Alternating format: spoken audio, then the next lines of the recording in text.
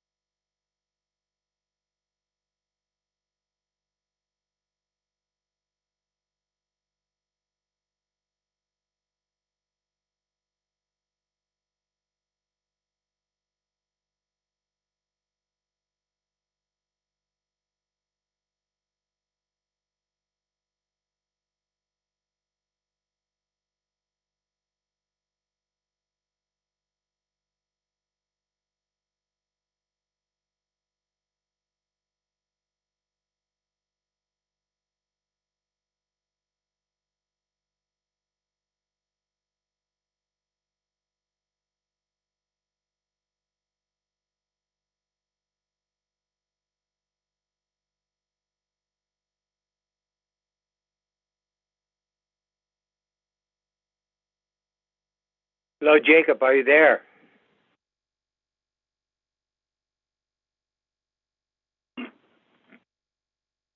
Now it's unmuted. So Hello? you have to call an ambulance to go to the hospital just for blood draw. It's ridiculous. Because there's no medical transport to just take you to appointments, get blood drawn, any little thing. You have to call an ambulance, emergency ambulance, mind me, and go through the emergency room. Well, I've always thought that the way to do it would be to... Excuse me, just want to let you know, Brian Barrett, I'm logged in. Excellent, Brian. Get rid of all those Pocono pony vans. They're terrible because Oh, yeah. people have to wait forever for them, and then they drop people off in sequence. So you can have a medical appointment and take half a day. Oh, yeah. And Oh, just yeah. buy a whole fleet of Uber vehicles. Let the drivers drive them themselves that are made for transport and for people with disabilities. And just run it that way. Oh, I And agree. at least, I mean, it's one thing when you have to go to a hospital, you use it, but the other thing is, if you have a medical appointment, it picks you up and it drops you there. And it picks you up and it takes you home. And right now, the system is demeaning for anyone with a disability. Oh, yeah. Oh, yeah, definitely. I certainly 100% agree. And the state was trying to change that through a single source vendor, and it was fought by Allegheny County and Philadelphia because they wanted to control it. And, of course, all of us in the rural areas were the ones that were going to suffer. And so it's still being talked about, but I don't know if that's the solution. But one vendor controlling all of medical transport for the entire state? I don't think that's a good thing. I think... I mean, it is. I mean, I'm a member of the Somehow, I don't... of the senior caucus, and... 160,000 is exactly rural. Exactly. Can you imagine Allegheny and Philadelphia controlling all of that for the rest of... Oh, no. I don't think that would have been good. But I know I'm suffering right now because it's horrible. I mean, to the point where I'm looking for a disability van to buy. I wanted to do it myself. Anyway, let's see if we've got our stuff together.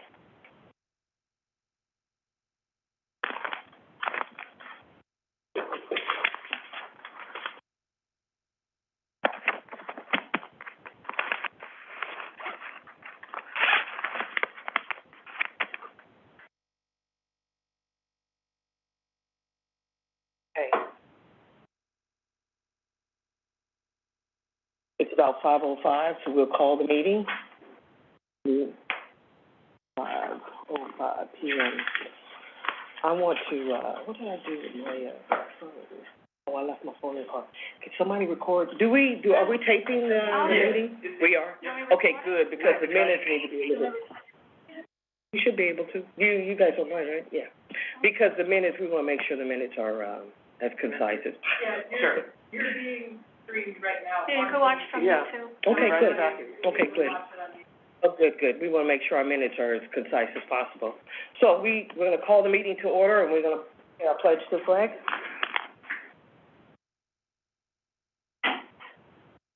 Pledge allegiance to the flag of the United States of America and to the republic for which it stands, one nation, under God, indivisible, with liberty and justice for all.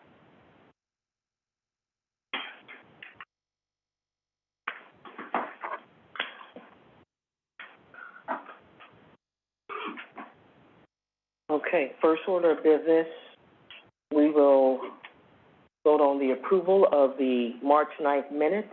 There was a special meeting that we held, the Board of Auditors held last year on March 9th.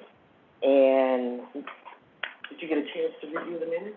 Not all, but I did do a quick peruse of them. I know you did too, Vicki, right? But I know, but you weren't, yeah. Yeah, since I wasn't here.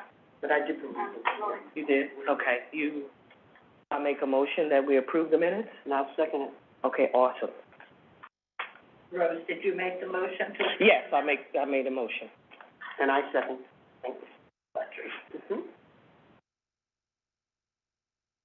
Great.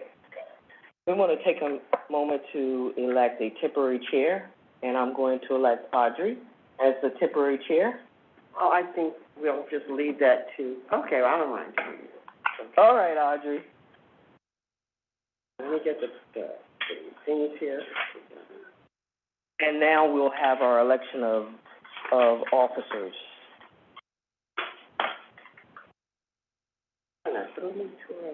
For chairman?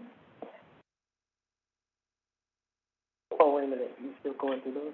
Yeah, and I was gonna, can you get someone else to chair? I do wanna. Well, no, this is just a temporary chair, and then we're gonna go through our appointment of our officers, Okay. and then we'll take over the meeting. Okay. I nominate myself as Please. chairman of the, Thank you. Board of Auditors, Okay, and I second that. All right. Who's chairman? Rose? Rose Davis. All right, because this is really my first. Okay. Great. I make a motion that Audrey is vice chairman. Audrey Bailey? Audrey Bailey. Hoffman, yeah. second. Yeah. Vicki seconded.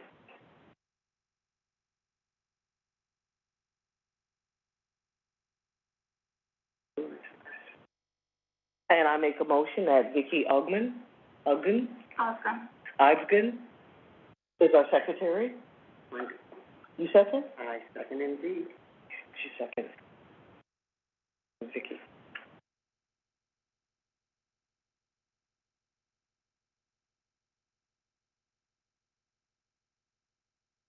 And I want to also just share and say, welcome, Vicki Ogden, Thank you. for taking on the challenge and stepping up and becoming a member of the Board of Auditors. We thank you so much, okay? Thank you.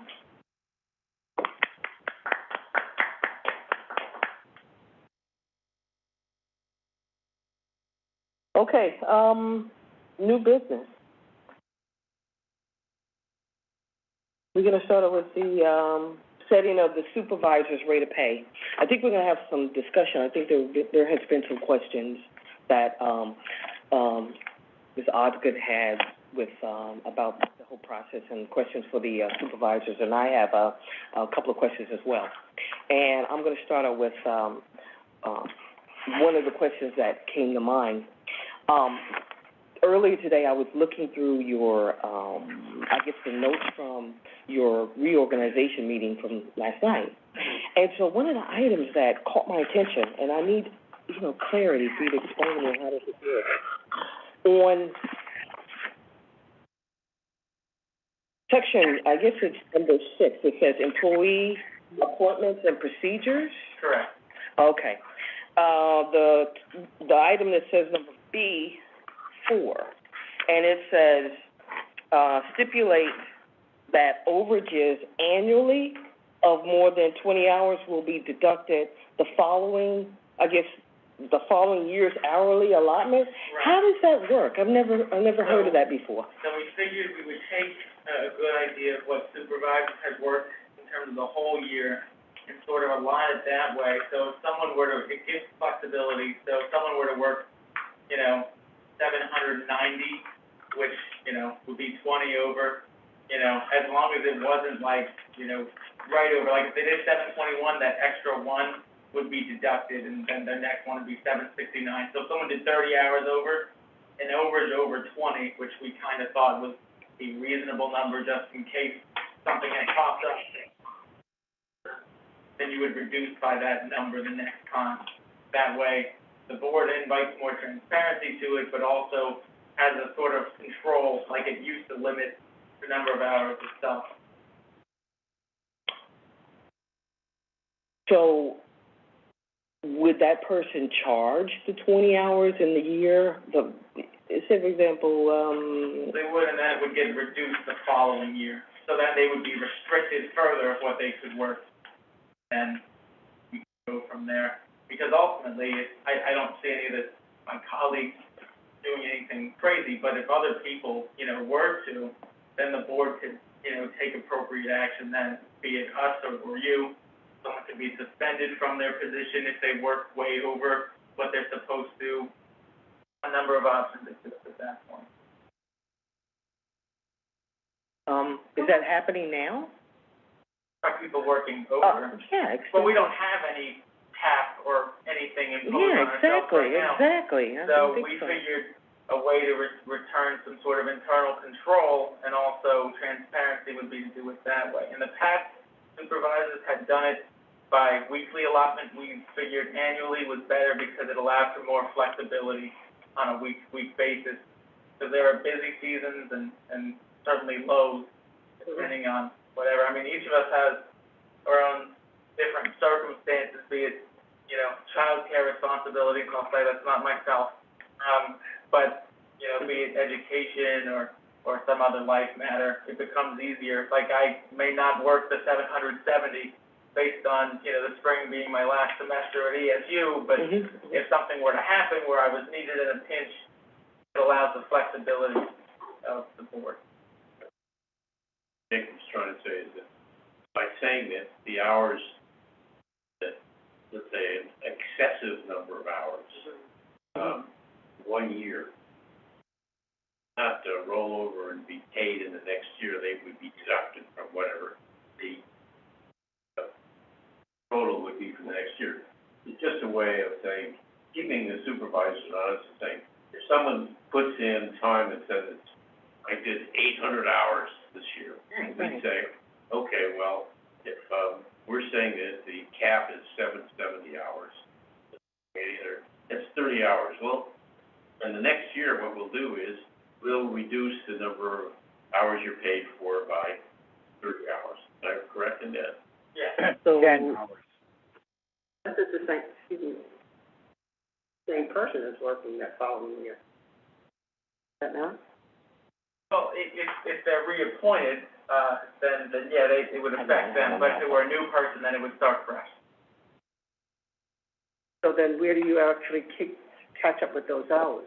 Oh, no, they would be reduced from the next year. It's up to, it's simple. Usually like if somebody doesn't get reelected or something like that, and like in their last year, they work an overage, I guess that's something we'd have to tackle, but seeing as none of us are in that situation at the moment, we figured it's good to start with this, see how it goes, because the last couple of years, there really hadn't been any self-impositions by the Board of Supervisors, and we felt it would be good for transparency's sake. And we're looking for ways that, when we're not here anymore, somebody else comes in. There's a system that's in place, so it's hard to abuse it. Right. And that's probably the biggest reason for a lot of things we do in a lot of different ways to say, if the system's in place and it's transparent, then somebody can't come in and just sort of start abusing it. Yeah, but it's not a question of transparency. I'm just saying, when do you catch up with that? Let's say it does happen and a person works, quite a number of hours over, and from that one position, from that line, the money will be subtracted for the next person coming in. That might not be that person. Yeah, well, then, at that point, though, it would be under the Board of Auditors and not the Board of Supervisors, because the present Board of Supervisors can impose things on the current board, but only the Board of Auditors or the Court of Common Pleas can get money back from someone in that position.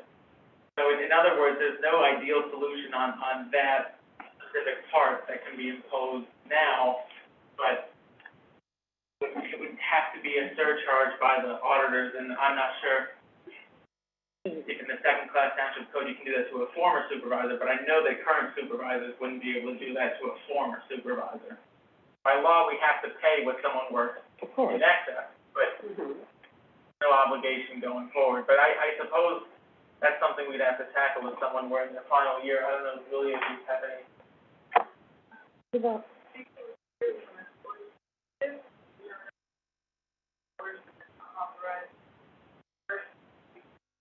Talk to them about the problem.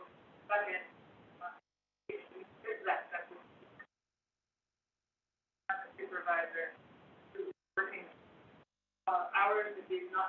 authorized to by the other board members.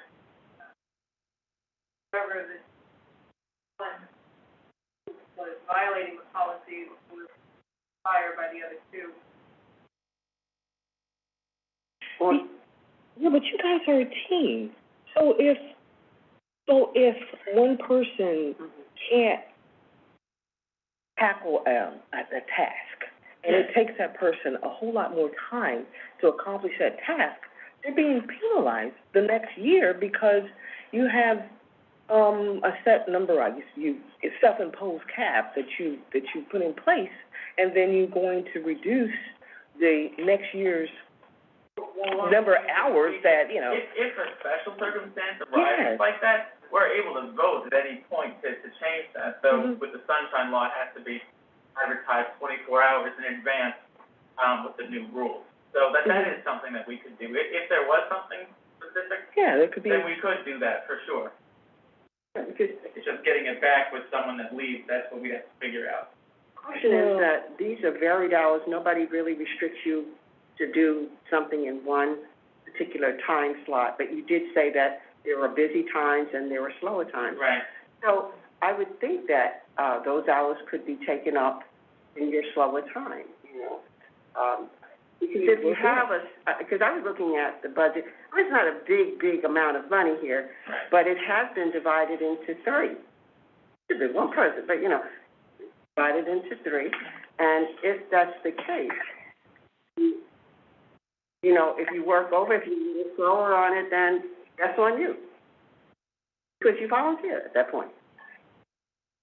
I mean, it's just like, we have 3 auditors here, we put a couple of hours in here, you know, for the last week or so. Sure. But it's voluntary. Right. You know, so if you go over, I mean, it's just sort of the community thing to do. I wouldn't have a big, hard set rule, just because you're saying it's transparent, to, you know, fix it there so that something has to be gone through for the next year and the next year and next year. You have 700 and some odd hours to do what you have to do? It should be enough. What do you think? I agree. Like, I like their idea of this hours, because I looked at the timesheets and counted them one by one, and the average, they're always under 700 hours. And you have a different hours, whereas I went manually and calculated everybody's hours. I think they could pull it off, and I think it's a good idea, but my concern is, who would be, you know, monitoring the hours? Would that be Julia? Like, who would be appointed for it? And, like, if you get to the 500-hour mark, maybe like a warning, kind of. Well, our concept was sort of reviewing it on a quarterly basis. I mean, you know, so we kind of understand where we're at and track it. It's more or less the same as tracking, you know, someone's sick days now. It's part-timers, it's not something that we have, but, you know, the payroll system that we use automatically marks, you know, when someone's taking a sick day and different things. So it has the remaining hours, so we would sort of be looking at something like that. Because when we get the stubs, it does have the aggregate of, you know, the same way it has, like, how much you paid in taxes or been withheld, it'll have the same number, like how many was worked per period and then overall. Actually, I came up with higher numbers though, actually. You went through, did you add up every single time, hours on every single timesheet, and it was under 770 hours? Yeah. I sent it to you, but, Yeah, I saw that, yeah. Well, even though you guys have identified a cap of 770 hours for the year, when you look at your job description, do you know it has Director of Economic and Parks Development, 20 hours a week? You got this one, Digital Specialist, is 15 hours a week. And this one, CEO and Secretary description doesn't really add, but when you match the actual description with the timesheets, it's averaging about 16 and a half hours a week. And I think last year when the Board of Auditors met, even though we don't set caps on hours, we don't do that. However, we go through the timesheets, kind of get a feel for, how many hours you guys are usually working, and it's close to these numbers. So, I need to understand, are you going to stop doing some of your responsibilities so that you can minimize the hours? Or what is the thought process that's happening here that will reduce the time of the work effort? Well, in essence, we're free to change the cap. I mean, that's the unfortunate reality, is because the way the state rules are, the board is free to impose whatever it wants. So if someone else comes in, they can say, okay, great, we're gonna change it, thanks for your idea. So, our idea is that it can evolve with how it goes. We identified 770 as somewhat of an average, between the last couple of years. I think that if you do 15 hours a week, the approximate that I put on mine is somewhere around 780. I know based on life circumstances, that might not be possible each time. So, we can certainly change it to fit more of where, you might see it going, but, we're open to that. I don't think we're hard set on 770. It seems like a weirdly specific number, but.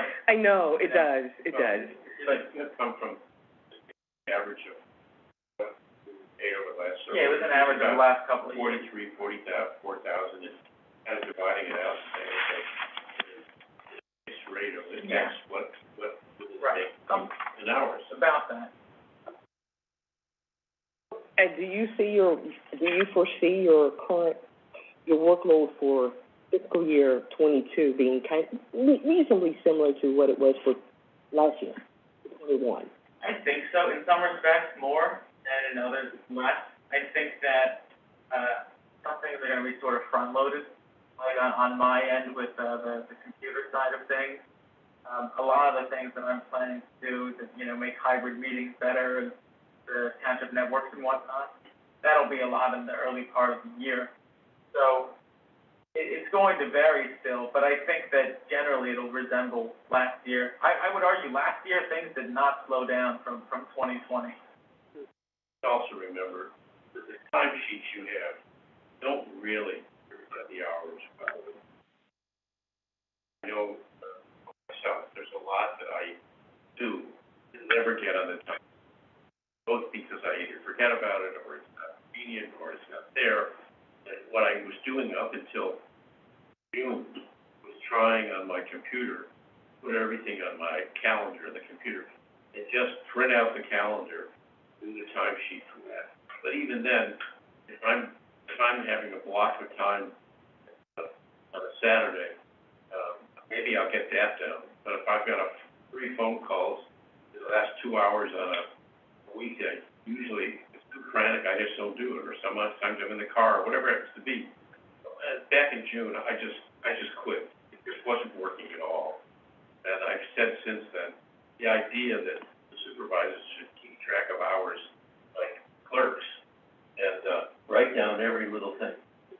It's not indicative of what we do, and it just doesn't work. And the only people that keep track of quarter hours of what they're doing are lawyers. But our lawyer's getting $50 every quarter hour. It's a little different. So I think probably the 770 or something around that is more indicative of what we actually work. By that, by 3, then you got what each one of us really puts in over a period of a year. Then you divide it by 52, and you'll have a week. Kind of do it in a week. I think it's more reflective of what actually happens. And I'm hoping in this new system, a log of some kind, but it's not going to be what we've been doing up till now, which is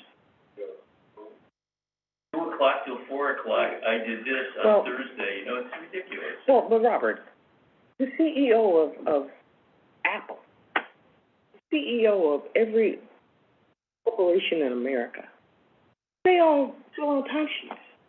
Every Fortune 500 company. All of these people fill out timesheets, and we're, but Robert, we're in a... someone that does it for them. No, well, they fill it out. It's done. So what the key is, in a municipal governmental operation, you're required to fill out some type, No, you're not. yes, you are. Oh, yes, you are. Look at the second class township. You are. You can't just say, pay me, send me a check with no, there should be some type of. Verification should be, notes and that are submitted of what we covered. They don't have to be from 2 o'clock to 3 o'clock I did this, or 4 o'clock, it doesn't reflect it. I think that even the mayor in New York City had a timesheet. Every municipal official fill out timesheets, everybody does. And plus, you have internal controls. You're supposed to have internal controls in place. I'll say right now, I'm not gonna fill out those kinds of timesheets ever again. Okay. I will fill out something that's like a notebook that I did, But I'm not gonna fill out timesheets. we have a standard Right form now, here. I'm saying that to all. We have a standard form for the We don't have any township. standard form, we made up a form. It's the form that Brian faithfully and Jacob are filling out. Government fills out kind of timesheets. I mean, no one decides what they want to just fill out arbitrarily. I mean, and the auditors will sign off on that? You know, I mean, some form of documentation Well, that's will fine. payroll. We're on a timesheet documentation. This is what I handled this week, this is what I was doing Thursday, this is what I'm doing Saturday, that kind of thing, not a timesheet. and it sounds a lot like what mine looks like. I write a couple things that, you know, I did, like you all have mine. It's I hope you can read it. I write it encourages most times, but, timesheets are necessary for I won't do it. for claiming payroll. Robert, let me, Okay, so that was something that we've been discussing for, years, right, Robert? Right. Like, so utilization of timesheets for, supervisors to claim, time work, because I'm quite sure you're doing a phenomenal job out there trying to bring in new grants and everything for our township. You have to. I've not filled out one since early June, and I've not taken a penny. I saw that as well. I don't know why, but I understand. Can I just ask a question? sure. You know, coming from corporate background, you know, like, I never fill out timesheets too myself. You know, just punch in, punch out. They know I was there, I punched in at 9 and left at 5. Do you guys have that kind of system, or maybe wanna adopt that kind of system? Everybody here writes how long they were here now. See, but that's not accurate. Like, I could come for an hour, and write, I was here for 10 hours. So that's another way, like, to be accurate, you know, have a punch in, punch, like a time card slot. But these guys have two jobs. One of them, you function as supervisor, that's a stipend type job, and then the other job is a employee of the township. Right. And so there are elements of their daily responsibility that falls in that classification, that is under the stipend. You gotta. And then there's one part, absolutely, and there's one part that falls under the employee classification, and as an employee of a municipality, there are timesheets, there's items that must be submitted for payroll. And just a verbal, I was here 15 hours for the week is insufficient in any form or fashion, and no auditor in this country would sign off on that. No auditor would sign off on that. You know the way that I do it? No, I've never seen yours. Well, I'll show you, 'cause And Brian has one with a whole lot of information on it. That I think you did it the way that I did, which I write how many hours in a day. it's what's standard. I think if you did that, you'd feel more comfortable. I'll look at yours. I don't feel comfortable with that.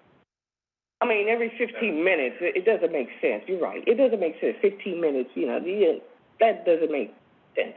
But, just a broad, generic type of class, explanation is satisfactory. That's fine. That's what I call a notebook. It's a timesheet, a descriptive timesheet that is standard for governmental entities. I call it a notebook only because the timesheet is 15 minutes I did this, 20 minutes I did that. All right, so we've got. Maybe they could just change the layout of the timesheet, and, instead of writing like like your timesheet's Monday, Tuesday, Wednesday, and you put the dates there, and then you put your hours. Maybe just change the timesheet for, have a description of what you've done that whole week and the hours. I think if they Like ever... what they have established. I don't think that would fly. That's insufficient. It doesn't provide transparency. If we did, you know. Is that transparent? Is that transparent to you? No, I really don't see a big problem here. If you come in and you say you did this for this particular day, you spent that many hours, fine. I think that's fine. And then the next time you come, put it in. I mean, you do have to have some kind of accountability. That sounds like consent. I mean, I'll help you do it the way I do. It's simple. I mean, you're hearing a lot of talk and a lot of time taken on this subject. And any job that you go to, you have to account for what you do. And you're not going in there stamping a timesheet, and they're not asking you to do minute by minute. But you can say, I worked 5 hours this day or 10 hours this day. That's not difficult, is it? Okay. That's what I call a notebook. That's good. Then we'll call it a notebook. Just call a notebook. That's fine. Yeah, because yours, when I looked at yours, it was very difficult to follow. It was difficult to follow, yeah. It's right on the... It was difficult to follow, and, Did they give you the Mad calendar? oh, yeah, the Mad calendar, the Mad calendar with it as well. It was hard to follow. I think that, I had a conversation with the auditor today, regarding the payroll here. So, with that in mind, I think...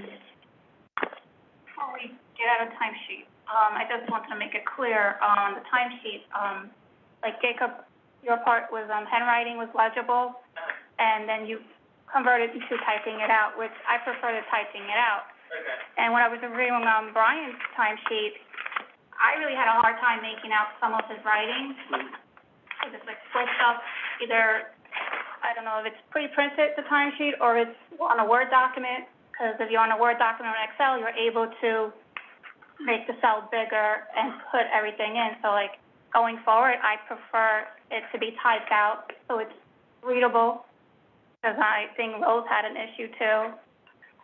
Legibility was hard, it was hard following it, but, I think we need to excel to going to the next level, because if you're trying, we want to grow. We want to get grants to help do a lot of phenomenal things in our township. And accountability, when you start, labor cost is always one of the biggest items that grants cover, and our lack of documentation here will kill us. It really would. So I think that, we need to, enhance that. And, no one wants to receive I think I saw in the books where you received, I think it was like $396,000 for, during the COVID, the American, yes. Those little things, the documentation that is required for substantiate those grant monies, it's extensive. And, if we are going to charge payroll costs over there, or what are we planning on doing, and we were to utilize the documentation that I looked at to substantiate that, they will come back and recapture those dollars back. They will, and Fed will as well, even though I know it's under the $750 mark, but there's a lot of groupings that's going on in terms of to put organizations over, over the threshold so that will trigger a single audit. And I want us to be pristine, as usual. So, I handed you ladies this schedule.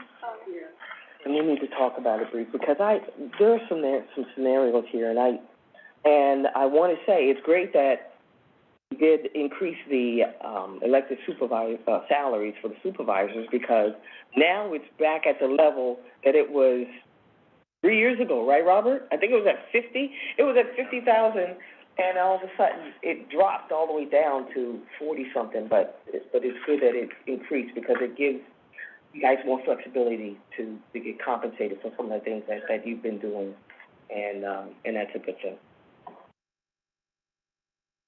And the analysis is here, and I recognize, I saw that you guys are requesting a $2 increase, which, when we looked at the numbers, it would put us over the 50,000 mark. And that's something that we need to be fiscally responsible, always. And I think that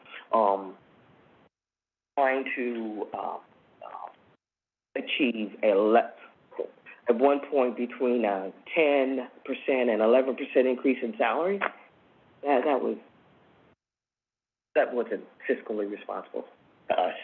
We talked about it. I have a different view.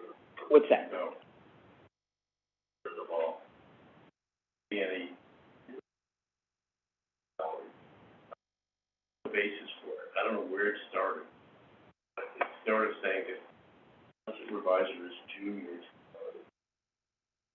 Nothing technical at healthcare code. It's that. In fact, what it says is that rates have to be set based on what the prevailing rates are in the area. So, we're never going to get that anyway, because, say, little Smithfield, or what one of us does or another, they pay $50,000 or $60,000 a year in salary. I'm not even asking that, but I think that we should at least get as much as a substitute bus driver for the Stroudsburg School District gets. $25 an hour. And it really doesn't matter because we're up against the cap. Can't go over what's in the budget. So it doesn't matter what the rate is, but I just think we should at least get what a school bus driver gets. At least school bus driver, something.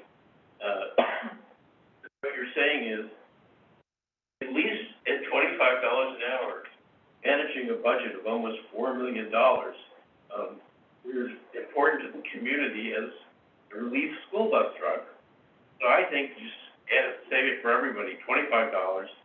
It doesn't matter what it comes down to finally, because there's a cap that it's not going to go over, which we know because that's what the budget is. Yeah, but the thing about it, you're looking at it 25 for one person. You guys, it's 25 times 3. What difference? It'll be $75 an hour. $75. I mean, it's $75 an hour for supervisors. We're up against a certain cap, which is 1,000. So, doesn't matter. We're never going to get. If we have more than that, we're not going to get above it. If there's more than that, it goes over to the next year. That's drafted from what we get the next year. So what I would suggest is also, add some context. I realize too that even what we're asking is or something like that goes 3,000 over. We can, reappropriate funds because we have, other funds that we can make to balance it out, whatever it ultimately results in being. Because we're fortunately in a very good fiscal place. We have a sizable amount of money in our reserves and our bond payments. We just paid another one yesterday. Began the wire. And as for the 11%, as you talked about, Rose, we without one for the last year, and also with inflation being 6%, they figured it would be about right for the workload. Okay, I understand. But we also have to consider all of the hardworking taxpayers out there, and we're all one of them as well. And we always have to keep in mind being fiscally responsible because, at the end of the day, it's great that you have overages built into your budget, and I think that those overages probably could have been used to offset some of the taxes that our hardworking taxpayers, property owners have to pay. So that could have been used to, reduce my taxes. It would have been nice. I understand that. So I think that, we talked about the $2 increase, and, we have some alternatives because we don't fiscally do that. Yes. I was thinking, Rose. yeah. Did you want to say something? Like I told you over the phone, like I went until their timesheet and calculated the hours. But, I gave an estimated hour of 700, not the 770. I don't know if the cap could change or, like, depending on whatever happens. because like my numbers and Rose's numbers don't, for some reason we're having a discrepancy with it. But, based on my calculation, I think the $2 is reasonable, and we are underneath the budget. If I estimated by... It goes over. I don't know. I don't think it goes over. Oh, it does. No. If you look, it does. It goes over. If it's under. It's a situation of, we give you more money for working less. I mean, that's the situation. I'm trying to understand that something within our township changed, that you have to, devote less effort. Because I'm seeing where, just based on the timesheets and the job descriptions, the number of hours that you work a week and everything, 770 is definitely a reduction. How it is, it's a reduction. It is, right? It's a reduction. Like $20 an hour. It's a reduction. So, but you want more money to work less. The view is that there was flexibility involved. I mean, we can, like I said, the cap is something that we can change. It's really the premise that's important to us, but it can change. I mean, it's not designed to be hard and fast. Yeah, I understand. Okay. What else you have on? Changing the cap, really, and you're supposed to find it within the budget that you have here or something? Right, and in that event, too, there are, as the second-class township code permits, if there are unencumbered funds, which there are, that can be used at instance, or if there's something else that perhaps is Let me point out this. And the timesheets aren't set out right. Change in the cap or any use of unencumbered funds, that has to be done in a public meeting. Never really. I think, organized. yeah, really, I think You you're cannot gonna do that end just vastly. We have to do it. There's two things here. You said on the W-2 it had the average hours that you work, correct? That's what we did in a year, Yeah, so what was and I'm gonna your, ask her at too. the end of the year? A 2% increase. Because we're trying to figure out what the hours, but By 3%, have mine on me. I'd have to, maybe I'll A scan it or 3% something. increase, which is what I'm thinking. It's a 4% over. Yeah, I don't know if I have a, Well, it's 4%. copy of mine on my phone. 4%. So I think, line items, in terms of line items, I think you can exceed your line item budget by less than 5% before a budget modification is required. I think. So if that's the case, because sitting here reducing the hours and paying more, it doesn't sound logical to me. But, if you set that as your hours and you've reduced it, then you have an increase, am I correct? Is that correct? Have an increase in, In pay, because if you're not working the same hours that you did making what you made, and you decrease your hours, and you are already getting a raise. I don't think I work, right off the top of my head, if I work 770 hours, but I mean, the whole principle is not to make more to work less. The idea, But that's, because that's certainly not, what I would stand for. The whole idea was having, some sort of measure, and maybe 770, should go up then to reflect that instead of, some sort of other arbitrary reduction. But I guess the idea is we need to clarify that number or revise that number, which we can without issue. Now, the idea is not to work less for don't think that reflects what we've been doing, so it's certainly not what I'd like people to think going forward either. So you guys don't feel that you can work within the parameters of what you have in your budget here? I'm one of those taxpayers, and I mean, I was engaged in a very long conversation with my mortgage holders today. And the amount of taxes that I'm paying, I'm almost paying a mortgage and a half over. Right, I mean, I would suggest though You know, so- that 80% of that is the school property tax, and True. we have enough, our millage rate is 0.8, theirs is 32 mils. So, I mean, I would say that a lot of that is the issue with Harrisburg. Believe me, I sympathize with you, but, Yeah, I looked at you that know, today. but unfortunately, that's not something that we have any, I mean, you know that, but. Yeah, but, true, I do, but I was just saying that if you have the budget here, and you've already outlined it, either or, you wanna reduce the hours, and you wanna have more pay. Because that's what it really comes out. And how much are you gonna be over? Well, I mean, it's, you know, questions as to actual hours worked last year, then we changed the line item. In the year following, or in the 2 months following the municipal election, right, you can reopen the budget. Our intention wouldn't be to do that for everything, but if that's what you had to do to make this issue more clear, that's something we could entertain. Today we're gonna have a vote. Like we just say budget revisions to reflect, type of hours that they're where it should have been they cut this back year, a little that bit reflects the theoretical surplus. throughout the year. It started out. So if that's that I issue, just then took like that's the something first month that or we two can and correct average relatively it, easily. because It just would be that's advertised, standard what they actually do, after the fact. the standard. And A so, couple other municipalities are doing the same they're thing, working too. these kind of, Those are very different reasons than us, is what that entails. to our friends up And north. so, prudent,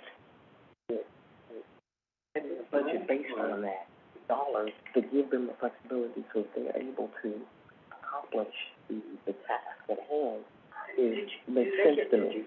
And even with this, What's it's that? still a little, it's still over like 3%, but it's under the 5, which is fine, Oh, are those which is not that bad, payroll, records? considering the fact that, Oh, I don't have any of those on this hand. is a 2%, and this is the other one. The other one is a 3%. And it's 4. It's still under the 5%, which is within line item, so it wouldn't have to move within line item budget, which makes sense, because anything over 5%, you have to amend your proper, a formal amendment to your budget to move monies from one line to the other if it's over 5%. If you have, I was explaining to her, if you have, overages, over 5% and you want to try and move from one line item to the other, you have to go through a whole budget process to do. Well, yeah, we're familiar with reopening it in the But months after, the 2 months after the municipal election. That's not, like I said to Audrey, if that is what it takes to address the issue, then we can certainly do so. Yeah, but we're also talking in terms of, why would we plan a large overage variance when we can stay within our budgetary guidelines and see how things work out? Because from the both of you, and Brian, you're on the phone too, right? Okay. I'm here. I heard that from the two guys here that the workload hasn't significantly changed. There isn't anything that is planned that's going to significantly throw or, increase your hours or decrease your hours in the coming year.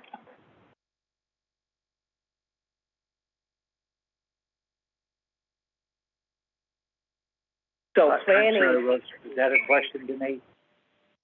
Yeah, I'm talking, yes. Are you aware of any kind of,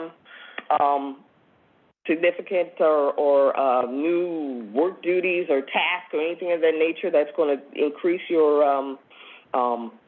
change your workload from what it was last year? But we always ask that question every year, right, Brian? Yes, that's for sure. I'll put my foreseer sight hat on. A lot of stuff coming down here. We talked about the ARPA. That's the American Revitalization Program, and the money to involve with that, and how they can or cannot be spend it. And we're going to be doing a heck of a lot of work with our consultants to make sure that we spend it, number one, properly, we don't overspend it, and that we never put ourselves in a position where we spend it and then we're asked to return it because we did it improperly. That's just a simple other thing that was never on our plate before.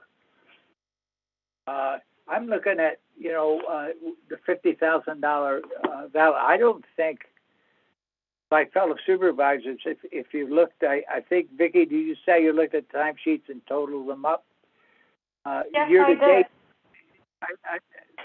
year to date is I'm sure that if you look at Robert and Jacob and even myself, we're kind of below what we thought at least the 770 hours would have been.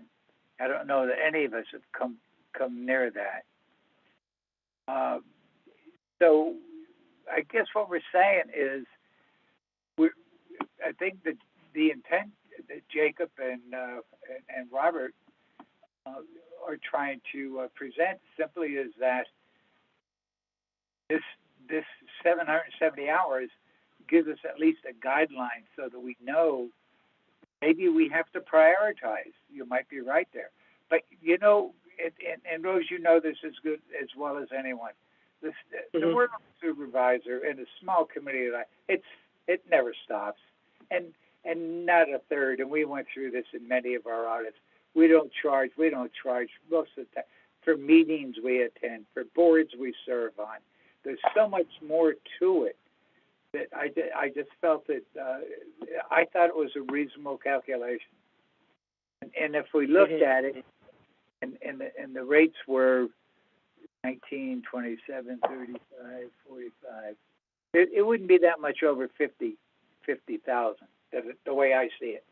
And the other reason is, let me just say that we have until February 15th to make an adjustment. And if it's a line item adjustment, there's a difference between a line item adjustment, of course, as you know, and an adjustment within that category. Adjustment within the category can't be more than 25%. That's the total for that category, which would have other line items included. So I think that's the worst case scenario. We would make an adjustment.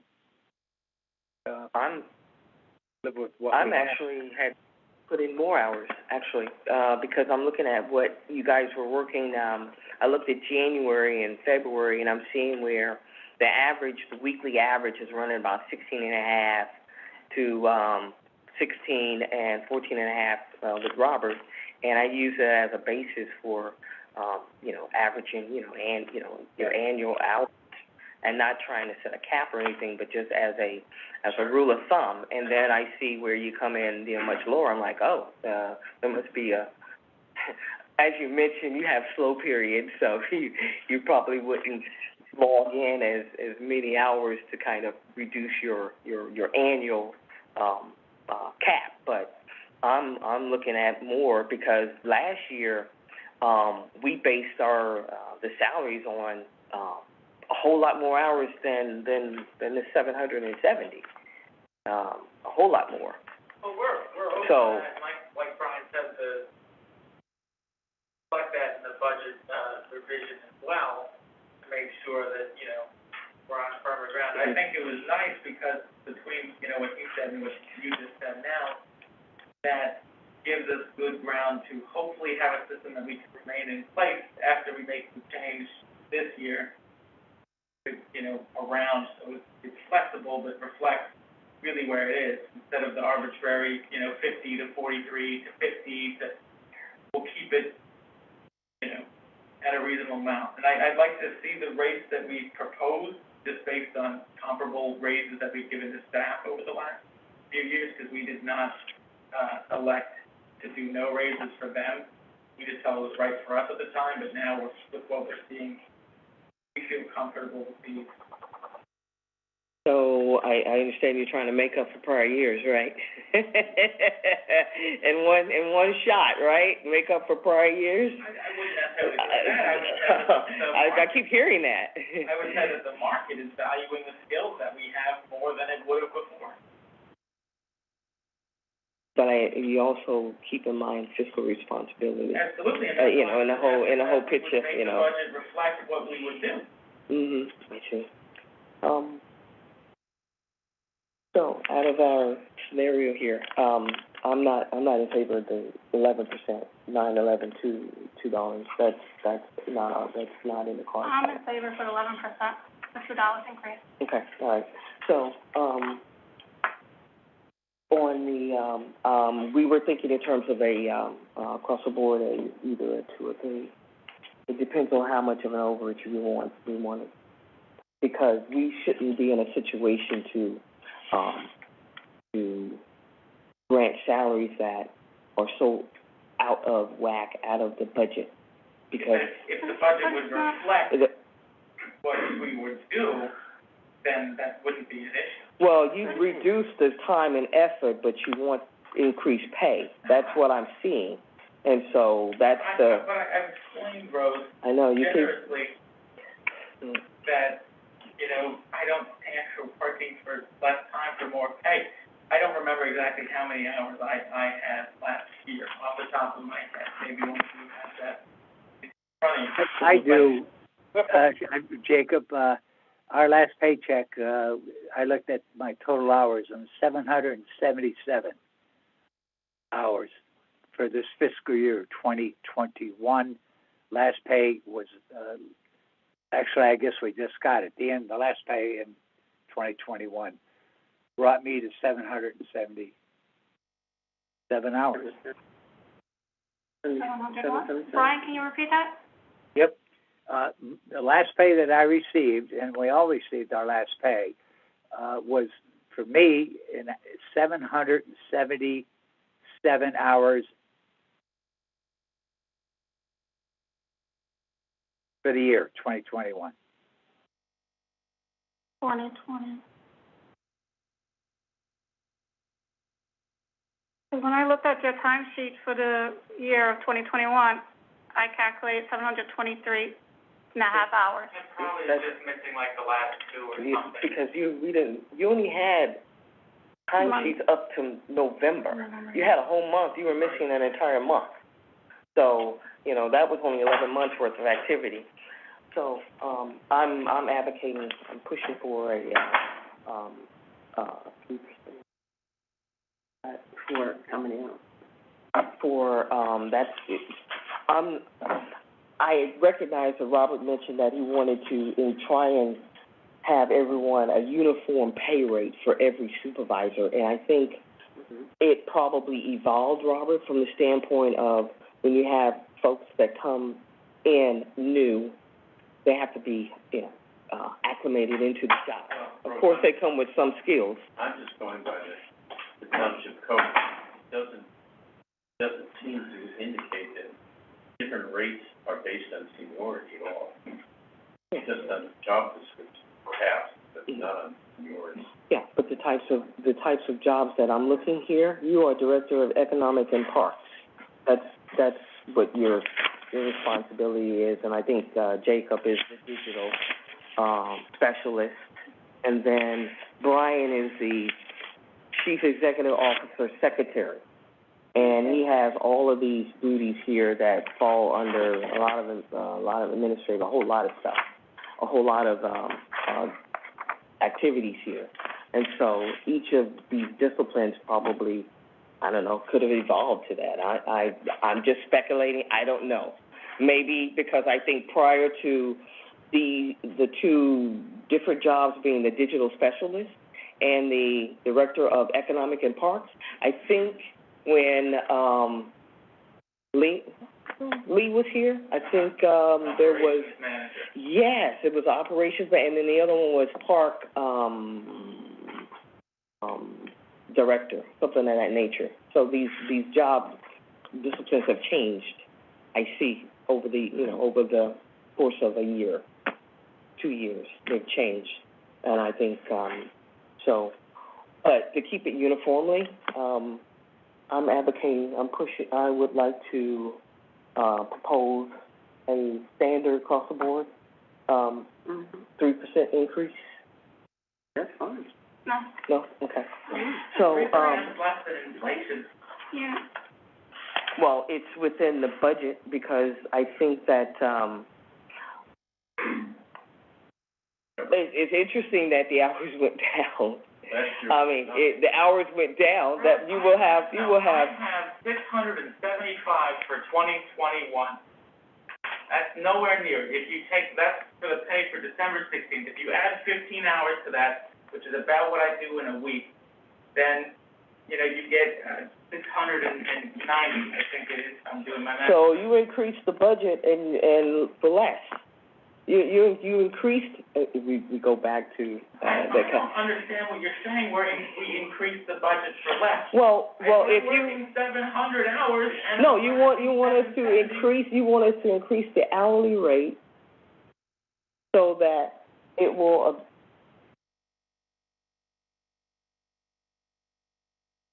you want us to increase the hourly rate and, the number of hours is interesting. The number of hours that were set last year for you guys. We didn't even set hours. We asked you guys. We looked at the timesheets. We looked at the timesheets to see historical what you were basically the number of hours you were working. And Brian had the largest amount of hours that was being worked. And I think I remember asking. Robert, how many hours you usually work? Because I know one year Brian had to take on some of your responsibilities because you were out of the country, and so he had a whole lot more hours, and it was supposed to kind of return back to normal. And I know you recall that conversation. And so you were putting in about maybe 7 hours a week, maybe 10 hours a week, something. Yeah, something along those lines. And so it was set up where, okay, what are you guys going to, the plans for 21, and that would change your workload so that we as the Board of Auditors could consider all of that during compensation conversations. And what I'm seeing, what your actuals against the budget is a whole lot lower than. Because we didn't submit anything for months. No, I know he didn't, Robert didn't. However, looking at Brian and yourself, the number of hours and the compensation that was set for last year, based on what your workload would be, in actuality, you're way under budget this past year, because. How am I under budget? Well. I'm perplexed by it. You perplexed? Well, you worked more. You worked more though.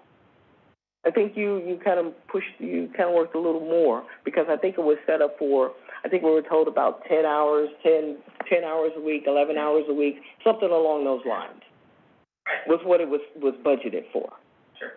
And so it ended up being, when you look at the timesheets, it's about 14, maybe 15 hours at some time. Maybe the lowest I saw was about 13. I think you can confirm that because you looked at every single timesheet. So, but anyway. Inflation alone is 6%. So, Taking less, that's a pay cut. If it's less than 6%. Anyway. If you have set hours that they're supposed to work, and you give them the 3% pay raise, then whatever they have to do, they do it in those hours. No, they have more time to more questions. Even if you give them 11%, they'll still be able to control their hours. No. What we're going to set is we're going to set an annual cap and a quarterly. That's how we establish compensation. And so. Not allowed. All you're allowed to do is is approve what they've requested, No, we're not. meeting. We're not That's it. approving what they requested. their hourly No, rate. but it's We're in not approving what they requested. But it's That's a no-go. close, but it's in the budget. No, that's a no-go. We're not approving $2 increase. We're not But approving I- 11, an 8, and a 9. We're not doing But that. it's in the budget. We're not doing that. Anyway, what we voting on? We're not improving that. We're sitting here and gonna give across the board raises and set a cap for the annual and the quarterly and move forward. That's what we're going to do. They've asked, and it's up to us to decide whether we want to accept it and indicate what we want it should be. But you can't set the hours, I'm not setting hours. or I'm the not. only thing. the We're going solicitor- to set the annual dollars for each of the But the supervisors. solicitor told you last year and the year before, the only thing you can approve is the hourly rate that the supervisors request. That's not true. That is not true. You better go back to the rules. I can set a daily, a monthly, a quarterly, or annually. That's how. Can't set it. No. Yep, we're going to. We're not approving what was, I saw here on the paper that said, somebody said, we want, You're not pay gonna to approve be Brian these numbers. for 25, Robert for 23, Yeah. or Jake for 20. We're not approving it. You're not. Nope, we're not approving it. We're gonna set, I say okay. okay, I approve we're it. gonna vote. Well, we're gonna vote on it in a minute. Because We're gonna vote on it in a minute, calculations, because numbers if you match, go and to then you're in the we're gonna budget. vote on it in a minute. We're going to vote on it in a minute. We will vote, make a motion, and we will vote on it in a minute. And we can take it from there.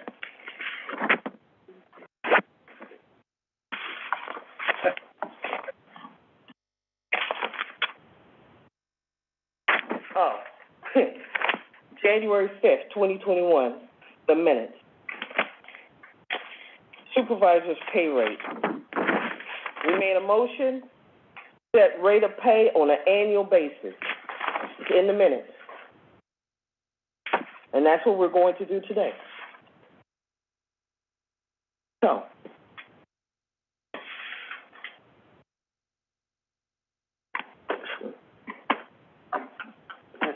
I'm thinking this one, but this is, this one is and it's fiscally responsible. For the year.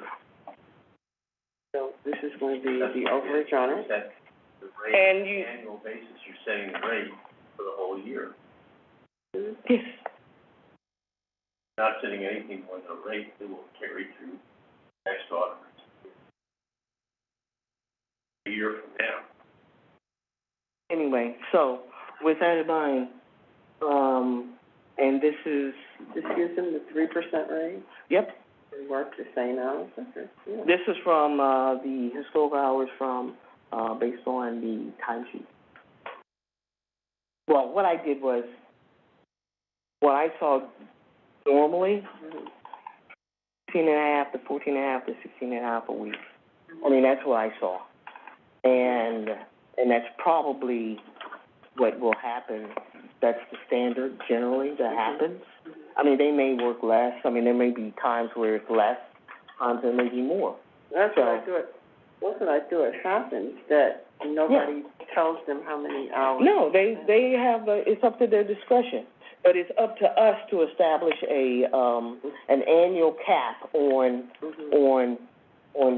salary, and that's what we're going to do.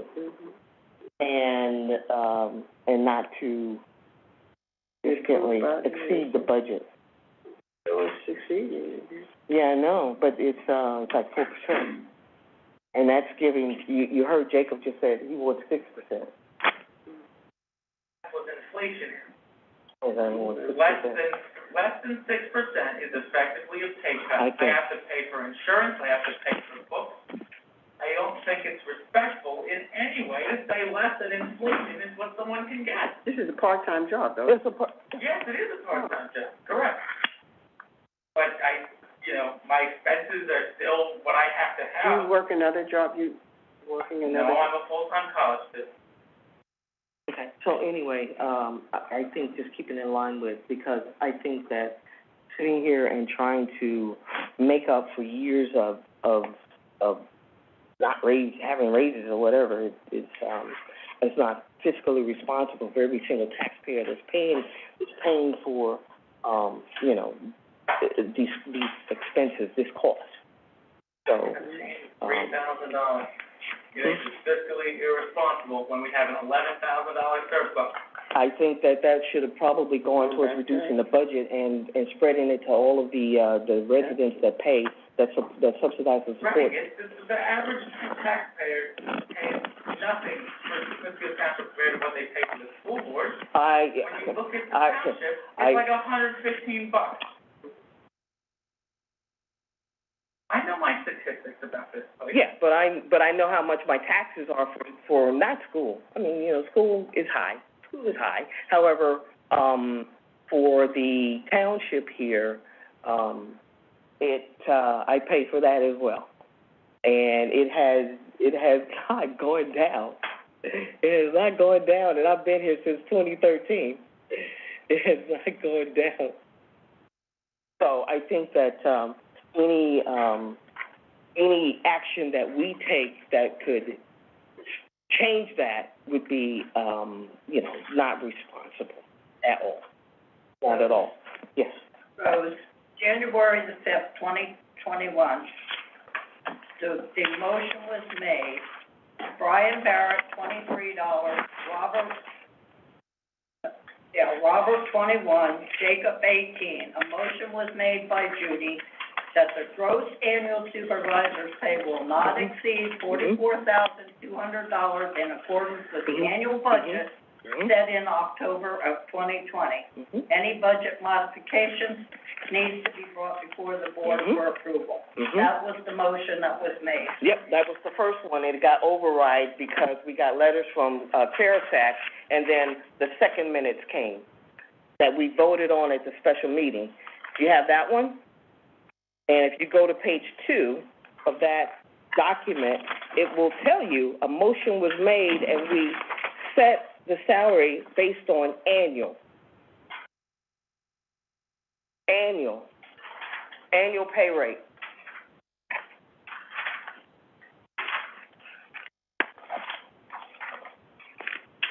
Page 2, paragraph 1. So that's what happened. And so this year we are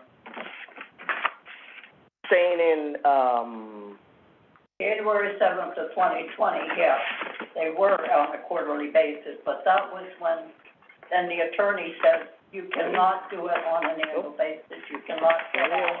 You must only go by the hourly rate that they requested. Nope. That's what we're gonna set, and then, we can have conversation. So,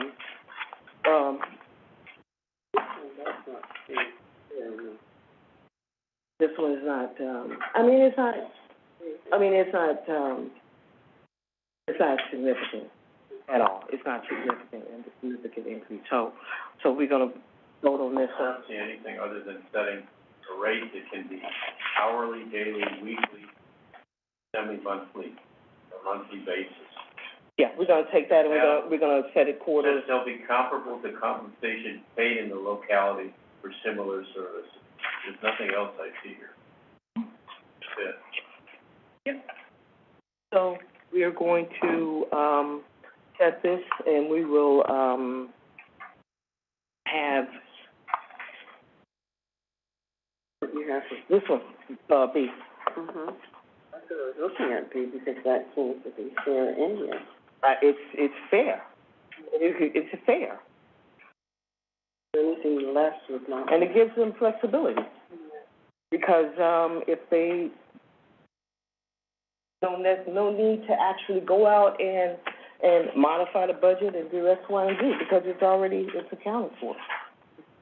And it's based on historical workload. I mean, I don't see where, there's any major change. Yeah, I've been asking. Any major changes, any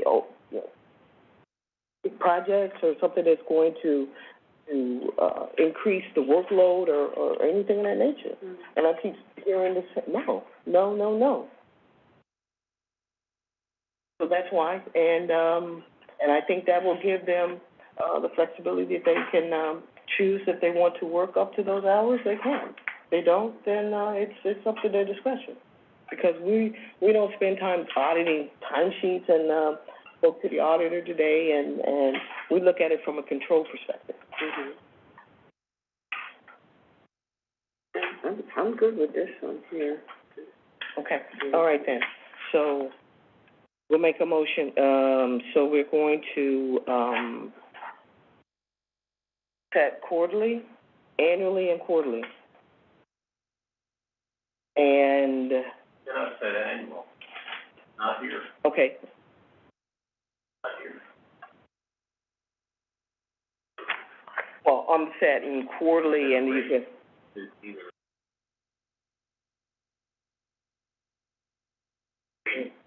Similar to those paid in the locality for the same service. Hourly, daily, weekly, semi-monthly, or monthly. okay, so we, Say anything more like that. and I recall last year, you had conversation with us, asking us, can you, instead of a monthly cap, could it be a pay period cap? Could it be a quarterly cap? You recall that? Not a cap, though. I mean, It's a rate. a rate. Paid. Monthly. Well, we do payroll bi-weekly, so we mean hourly. Okay, so, well, we have hourly, and we have what it will amount to on a quarterly basis. And we can do the math and change this if that's need be.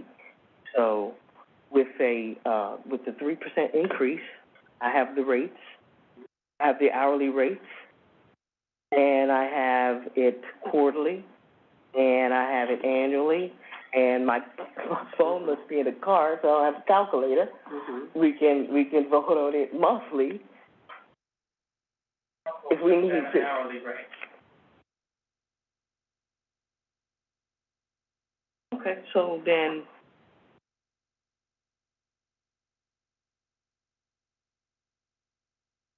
we're going to put these caps here because, that's necessary. I don't foresee where you say, here's my rate and you just exceed, that's just possible. Thank you. Okay, so what we have here is, okay, I got a rate for Brian, got a rate for, all three guys, and the single line item. Oh, we're working on B. So then. Like I said, I disagree. Okay, that's fine. Point taken. It's in the minutes.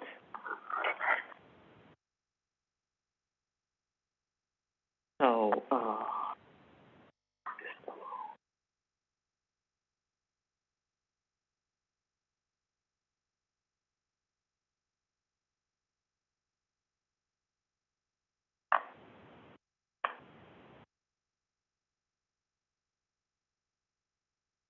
what I'm doing is taking, Oh, I just have a question. because I have it set for annually and then quarterly, because that's how we voted on it last year. So we're sitting here changing the method of how we vote on it, but it still will equal the same here. Well, I just have a question. If you were in their shoes, wouldn't you be in the same position? Oh, I would fight for, well, Well, it you depends. have to think about it. It depends, because, Like everybody wants a raise. yeah, they're getting a raise. Yeah, but They're getting a raise. you're not going according to the standard of inflation rate, too. But they're getting a raise. But you're Getting a raise. getting peanuts. They're getting a raise. They're getting a raise. We may not agree with it, but you, Inflation, it is still an I mean, inflation rate. it's not a pay cut, it's an increase. That's not It's how it works. an It's a increase. mathematical increase, but in the real world, 3% is It's an increase. less It's an than what increase. Social Security, FICA, all these things. 2% over 2 years. The only thing I don't understand, like, they have a budget of, And this comes to it 52. balances out. This will come to 52, It's just basic math. Yes, they, even as we see it. This is fun.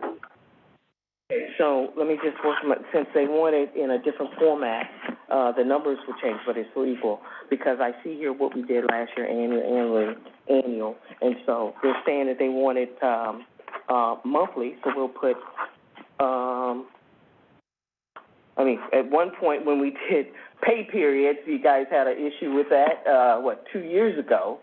And so we changed it and made the motion annually, and now something else. So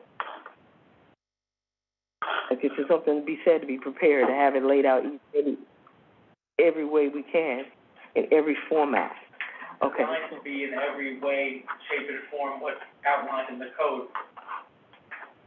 Not designed to, pick a rate for each one. You only input one in your payroll.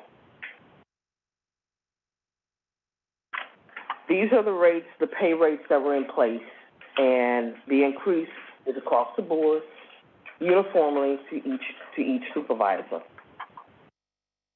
That's how it's always been set up, and it's a continuation. We're not changing that. I don't see a need that we should change that.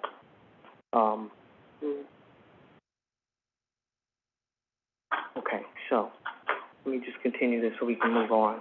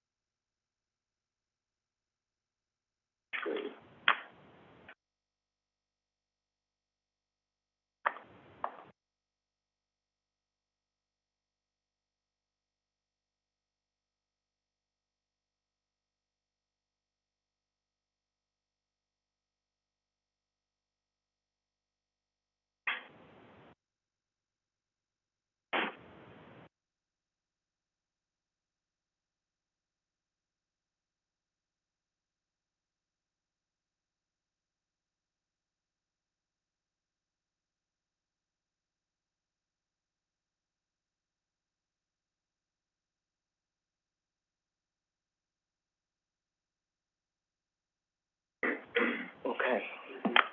So we have hourly rate, the new hourly rate, we got monthly, and we got quarterly. So,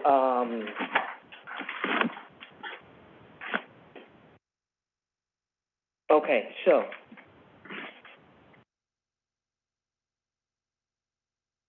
the rates that we have here on Brian, it's a 3% across the board. Brian Barrett, 2369, Robert Levenheim, 2163, and Jacob, 1854. We've got monthly, 1,693.84. Robert, 1,359.08. Jacob, 1,285.44. Quarterly, 5,851. Robert, quarterly, 4,077.26. And Jacob, quarterly, 3,856.32. What'd you come up with? Yeah. On there? Okay. All right, then. I have a better solution. What's that? Since you are all concerned with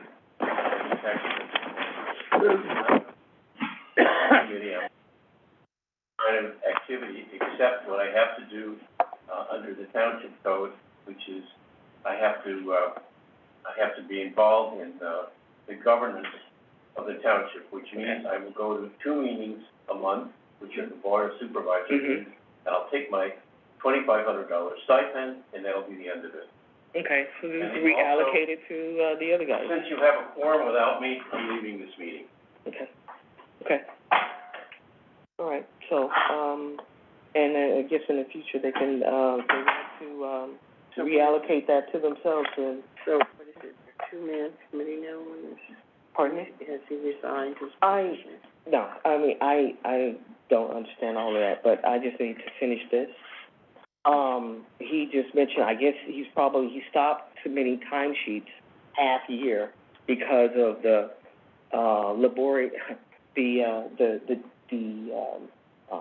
It's too much. it's too much work, so, what can I say? I mean, you submit timesheets for payroll. So, anyway, I make a motion that the salary increases for supervisor for this year, and we can revisit it, okay? We can revisit it, definitely. If it's out of whack and you think that this is not, covering you guys, we can revisit this, and we can definitely entertain that. So put that in the record. No, like if Robert resigns from the other activities, economic director, the economic director of the parks and all that, you need to outsource that, hire someone else then. Because I don't think Jacob or Brian is able to do those additional hours either. See, wasn't this a one job thing at one point? Was this not one job that was divided into three? Which part? This particular job. Supervisor, I think No, township supervisor is different. This is an employee No. These are, in the township. And I understand. These are employee jobs. These are three individual part-time These are three part-time The jobs. three part-time jobs, right? Correct. Now, was this on one line? Because that just... Well, there is three different jobs. However, they are elected officials, and there's one budget line for all three. They're consolidated. There's not a separate budget for each one. It's weird. If there was a separate budget for each one, it'd be better, but there isn't. So they budget one line item that is split among the three supervisors that are taking on, employee jobs within the township. And we have the descriptions for those jobs, and they email those to us. Okay? All right. So, these are the numbers that I have. Oh, yeah, it sort of matches what I have here on page. Okay. The beat. And stays, reasonably within the budget. I think it's still over, It's over about 2,000. yeah, it's over about 4%, like 4%. Because we based this on more than 770 hours. I understand, but that's not what I'm gonna work. Yeah. It's up to you. It's up to you. I mean, that's up to you. However, based on what's on the timesheets, So we don't make up the timesheets. Yeah, but... We don't make up the timesheets. I mean, we don't. Yeah, but I don't think you even sat down and calculated everybody's hours. Well, you sat down and calculated, and Brian just told you he had more. Yeah, but at least I'm in the 700 rate. You're like in the over 800. He's putting in 16 and a half hours every week. It's not accurate. Sometimes there's less hours, sometimes there's more. So it depends on the variety of the workload that they have that week or that day. Brian, can you please say anything? Well, wait a minute. Brian, are you there? Brian? Yes, Vicki? Can you, verify your workload, a daily, average, weekly, when I looked at your timesheet, the hours are very differently every week, and every week is not the same hours. Well, no, it isn't. And as you said, it shouldn't be. More or less. But I'm calculate their hours, the duties and the responsibilities govern what is done in that particular week. And there are times when you'll see something that develops, as we're in a court situation now, and we all three have to sit down and go over 150, almost 160 items bought against us. Literally. You don't do that in the week, so that might transcribe to being taken care of, but in the next week, on the next week with the timesheet. So it varies, that's for sure. There's no doubt about it. But I'll say this, from what I've seen and observed over the last couple of years, with the work that, our chair does, Jacob, he puts in a hell of a lot more time that he charges. And I know that's That's why I have, he probably close to the 800 hours for the year. Over 800 hours for the year, probably. No, he said he looked at it himself too, it's 725 hours. But we don't write it down. I mean, he's like, he doesn't write everything down. And neither does Robert. Robert never did. I'd like to think that I'm pretty, into what I put down. I mean, if there's a question. So that's gonna come under budget then? If I could step in for a moment. Yes. So looking at what the board put in the budget, I believe the budgeted line item was $60,000. Now, going by what Brian has said, he said that he had 777 hours for the year. And Jacob, you said you just had, what, 650? Yeah, like 690. Okay, so clearly, on average, and we know that Robert is working far less than both of them. So, on average, that brings the supervisors to less than 770 hours each per year. On average. Which means that if you were to take the raises that they have proposed for themselves, Jacob at $20 an hour, Robert at 23, and Brian at 25, that amounts to a full yearly cap of $52,360. I understand it is about $3,000 over the budget, but respectfully, it is the Board of Auditors' concern to make sure that our supervisors are paid for what they are doing. It's the township's responsibility to worry about our budget and stay fiscally correct as we move forward throughout the year. So it's not your responsibility to take a look at everything and say, oh, they only should get a 3% raise. It's right here in the township code. It says that the rate shall be comparable to compensation paid in the locality for similar services. Just, I would like you to be aware of that. Yeah, we're not perfect on the budget. We are, We're and $3,000 off with the app. and 2 years ago. This entire time has been that they're going to blow the budget over, and through Brian saying his hours and Jacob showing his, the board has proven that they are very close to what we expect to spend next year. And if any three of you would like to show us other comparable rates from the localities for what our township supervisors are doing, I would love to see that backup documentation. I think that the Board of Auditors hired I think, not last year, but the year before, we had a study done, and all that information was presented to us because there were, in the same seat as these guys are right now, supervisors came in and wanted raises. And we went out and had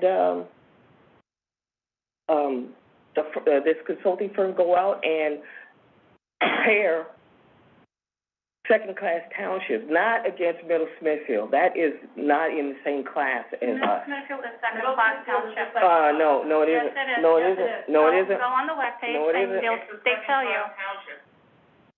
Middle Smithfield says we're a second-class township. It's on their webpage. The only. No, Middle There are Yes, it is. 16 townships. No, it's about population. There are 16 townships in Monroe County, 20 municipalities, 4 boroughs, 16 townships. 15 of those 16 are second-class townships. The only first-class township in Monroe County is Pocono Township. Second class. I'll get back with you on that one because I do have a phone number of the previous auditors, and I'll ask. We have that that information. But yeah, it has nothing because we are still. This is a fundamental misunderstanding, and we're trying to correct that. Because you're asking us to historically just the good, prudent, frugal budgeting that all the previous supervisors have done over the years to keep the salaries intact. You want us to say, okay, let's make up all of the non-increases that we haven't gotten for years in one sitting here, is what you're asking us to do. Yeah, it is. You've said it several times. I have said that we forgot that we went past a raise in 2021. That is true. But the value that the market is placing on people with the skills that we have and have proven ourselves in, the students always ran hundreds of thousands. Thanks to Julia helping us out, being our office manager, we have been incredibly successful. We're asking to be valued at the market rate. And that is certainly at least inflation, which is 6%. And we've even offered several times in this meeting to correct our budget to fit exactly what we've been asking for, because we don't have to wrestle with the rest of the budget. There's an $11,000 surplus in our budget. We're not plugging any holes with any reserve money in this budget. This is the most responsible budget that Smithfield has ever adopted. I don't think so. You're not an elected supervisor. Okay. However, I've lived here, and I've been dealing with Brian and the rest of the previous supervisors for the last 4 years on the Board of Auditors, and before that, the conversations with and Brian, chime in. You guys, you've drilled that into our heads over the years, haven't you? That we've done a phenomenal job with our budgeting. I've held the rates for years. You've told us that for years, haven't you, Brian? Well, yeah, and I think what Jacob, I think trying to say here is, last year we looked at what we were going through. We were into the COVID was just destroying everything, and we felt that we would give up on any kind of a raise for ourselves. Our staff got a raise. The 3 supervisors had no cost of living, no whatsoever for this year of 2021. And I think we're trying to reflect, or what's trying to be done here is to just say yes, but let's not penalize this for working with our constituents and making sure that we're not taking this extra $50,000 or $60,000 for that year. But I don't think we should be punished for it, Rose. No, definitely not. And then the year before, don't you remember all of the businesses were moving out of Smithfield, and our tax base was going to be challenged. The hospitals, some of the closures that took place. That's not occurring. Our tax base is solid. It is solid and is growing because we have more businesses moving into our township. The gateway is happening. We have other proposed developments. The bank, the drugstores, everything moved out. So I don't know where they've grown. Exactly. Well, Brian brought that to our attention. I think that was in 2019 when we were talking about the 2020 raises that the tax base was being jeopardized, and that kind of situation. But only thing I'm just saying is that being reasonable here, giving them this increase, because I don't feel comfortable with giving 11, 10, 8%, 9% increases at all. I do not. To try and make up for prior budgeting shortfalls or whatever happened, and especially with this overage thing too, as well. We've offered to correct that several times. I know you have. So I don't understand why you're being unreasonable. Point taken. I hear you. Okay, so, with this in here, let me just say this, that if they're not working these hours, and they are, then there will be a surplus, then there won't be a deficit. That's what they're saying. They're going to work less. So then, if they work less and get their 3%, and they're saying that this is it. This is the one. Right? I know, because they're saying that what will happen is that they want to work less and increase the rate so that. Which we've also offered to correct multiple times. I don't mean to be disrespectful here, but I don't think you're understanding that we are being responsive and collaborative in trying to resolve this. I understand. I heard what you said, that you have a... and I'm hearing you say the same exact thing 50 times here. Well, no, we're looking at our numbers here, and... Yes. looking at the numbers here because the rates here were based on Previous years. on this type of workload. Mm-hmm. And this is not gonna change? And this is this part is going to change, but the rate won't. What will happen is that there won't be a need to actually move money around, move budgetary items around, or do modification or anything of that nature because you within the budget. Okay, and then they'll bring their hours down and they have their 3%. So I think that this should work good. This is the one? I think this should. Okay, so I'm gonna make a motion. I'm going to make a motion. I'll make a motion. I have a monthly and a quarterly, and I'm going to make a motion. And the motion is that the supervisor's rates will increase. There is a 3% across the board. And the monthly rate, as I stated earlier, Brian, $1,693.84. Quarterly, $5,081.51. Robert, $1,359.08. Quarterly, $4,077.26. Jacob, $1,285.44. Monthly, quarterly is $3,856.33. I make that motion. Do I get a second? Because this shows the reduction in the hours and the rate increase. I can go along with that. That's, I oppose. Rose? okay, she opposed. Repeat those numbers for me, please. Sure. On, Brian Barrett, the monthly, $1,693.84. Quarterly, $5,081.51. Robert, $1,359.08. Quarterly, $4,077.26. 26, you said? Yes. Jacob, $1,285.44. Quarterly, $3,856.33. For Jacob's last number, you said $3,856.33. Yes. I did. 3%. Take a copy of that, Rose. Oh, I'm sure. Like that with us. Yeah. Okay, so we, moving on to the next item. Yeah, the next item.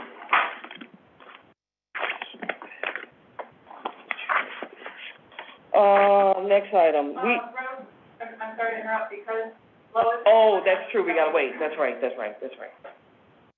We only have 2 more items. I don't know why, the treasurer's bond is on here. We don't look at that. Yeah, We don't look at we that. got that last year, I'm not sure how it creeped on again, but. Yeah, she just made a copy of the, last year's standard.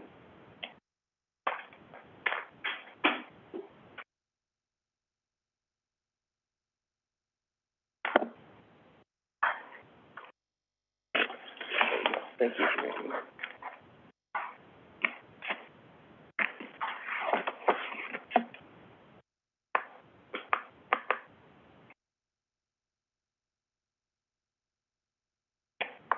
Oh, that's on here. Point 5.5, all right. 0.5.5. Okay, so the next item is the mileage reimbursement rate, 0.585, which is same as the IRS new rate for FY 22. Do I get a motion? I motion it. Second? I'll second. The mileage rate, the mileage reimbursement. No, we don't, Yeah, that's the new mileage rate, I got it from the IRS. yeah. Who made the motion? Vicki? Yeah. And, Audrey. And, you need to How scratch. about the bond? No, we don't address that anymore. No. Lois, The if you treasurer's remember, bond? Yeah, Ron Yeah. had us take that We have off to the, approve the treasurer's bond. No, we don't look at that anymore. that was not, Okay. Ron Yeah. had us take that off of the auditors, that's for the. Okay. approved. And the last item here on the new business is the. 2020 auditors. Yeah, the 2020 auditors report. I make a motion, we accept it. We've had conversation with them, and they've mentioned that with the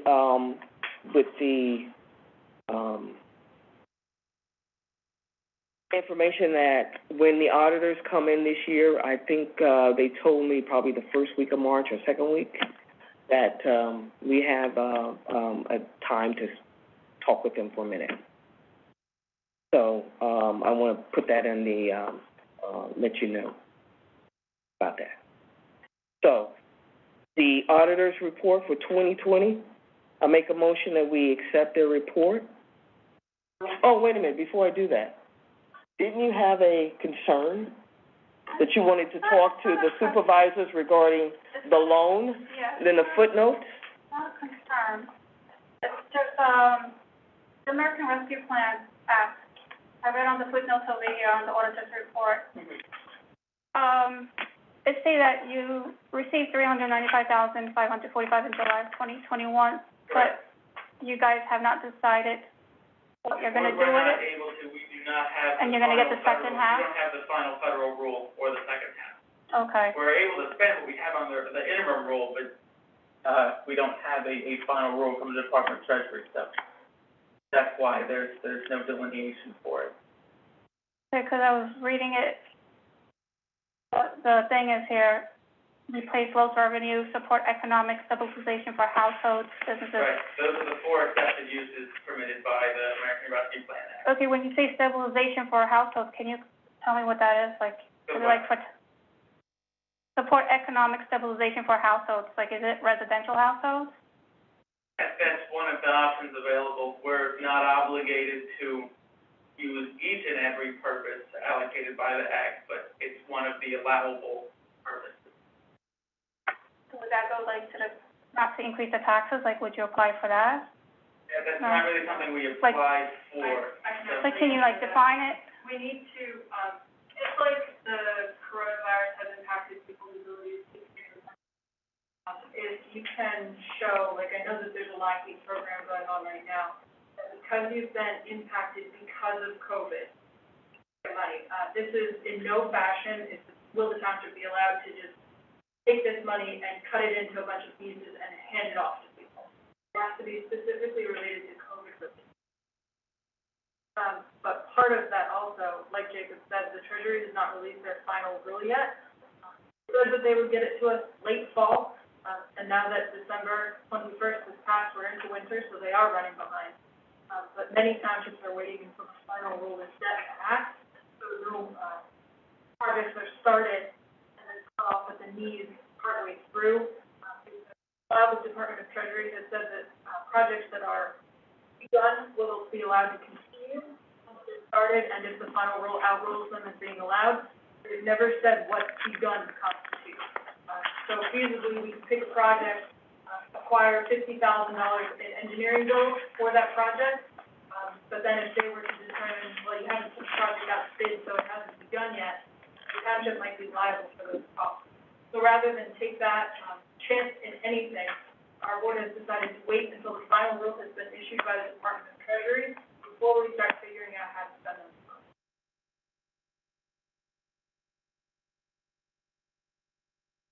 And, You told me about this. well, not this, it was another one. There was a loan, taken out with the First National. Yes, Well, under that's to $25,000, That's to purchase that house and for the Marshall Creek Park. and it's been paid off. With the, COVID money? Yeah. Or fund money. Not allowed to use COVID money Here in you this go. fashion, that would be a big, Okay. So, I make a motion that we accept the 2020 audit report, prepared by Kirk Suma and Company. I get a second? I'll motion, second. Did you, Lois? Public comments?